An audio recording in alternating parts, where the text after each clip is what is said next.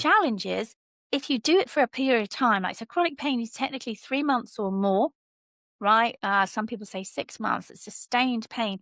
The system is now used to that's normal. Hmm. So if you try to change that, that is now trauma. It's all right when kids get or people get their teeth done. What happens is that's now trauma to the body. And that's why teeth go back.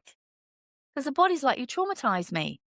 So by having meditation in a relaxation and letting go, I don't sit there and say, I want to have lots of money, I want to have my mansion, blah, blah, blah, blah, blah.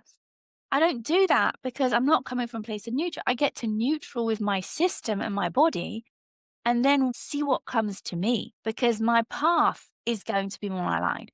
So when I then became a teacher of it, the greatest gift was I taught it to my mum in hospital when she was dying, and she ended up hating it. And she said I had heart palpitations. Doctors, nurses came over. She needed a blood transfusion. Found out later, if she hadn't had that done at that time, she wouldn't have lasted the 6 months more.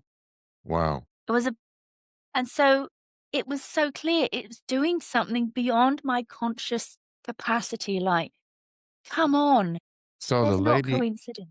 so the Mhm, go ahead. lady, so the lady that you went to, that you gave your last $400 to, actually gave you a gift. Yes, and what's also interesting, her name was Maria Claiborne. She was big in this meditation group. She moved away from it because, like everything, there's always politics. But when COVID came, and it was very clear when I became a meditation teacher, I was really teaching people like myself, people in chronic pain. I was teaching blokes who just got halfway houses, got out of prison, right? Are you going to be okay, Paula, with this big man with tattoos? And they're standing next to me, flipping, crying. You know what I mean? Because their body is in neutral and they're letting some of the stress out right in front of me. Right? I'm like, no, I'm not scared about this chap. He's a frigging pansy. He just wanted to be loved. Something happened when he was younger and he's in a space where he's open to accept something to put him into neutral, right? These were the people that I was teaching. And it came to 2019 and I saw a retreat of all these really wealthy people, and I was not of that because I couldn't work, right? Somehow a residual would come there through voice work or TV. Somehow I got by, right? But also I'm a hustle. I hustle. I hustle. I just keep saying, sound like Cat Williams. I hustle, hustle, hustle, right? I had to keep he makes me laugh so hard, that one. Oh my gosh. Very intelligent. Anyway, by the by.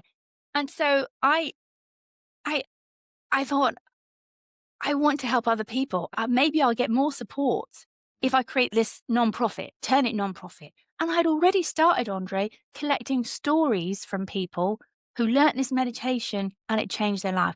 I'm not talking, I found my love of the life and now got a house. I'm talking, someone was so suicidal, shot themselves in the head, lived, had shrapnel, worked with their doctor, learned the meditation from me.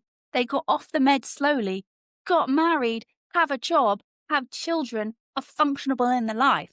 Those are the stories. And so then I created an ebook. When the nonprofit came about with the paperwork, Andre, it was January 2020. And this is an in person practice that we teach.